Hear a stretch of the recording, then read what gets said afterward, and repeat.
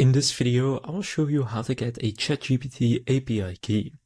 To do this, what you want to do first is just go to openai.com, so not chat.openai.com, but just openai.com, and from there you want to go to For Developers in the left menu.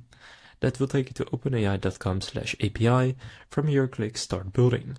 Now, I already have an account, so for me it will just sign me in. You will need to sign up if you don't yet have an account. It's completely free to do.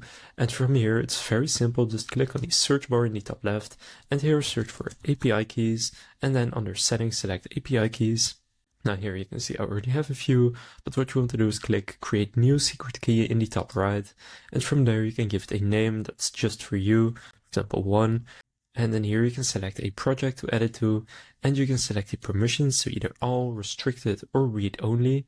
Now I'm just going to set it to all, and you can choose who it's owned by, so either you or a service account. I'll say me, and then you can click Create Secret Key, and from there the secret key has then been set up, and then you can just copy it. So I've now copied it, and then I can use it wherever I need it.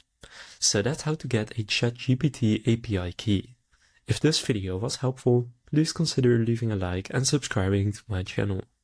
With that being said, I will see you in the next video.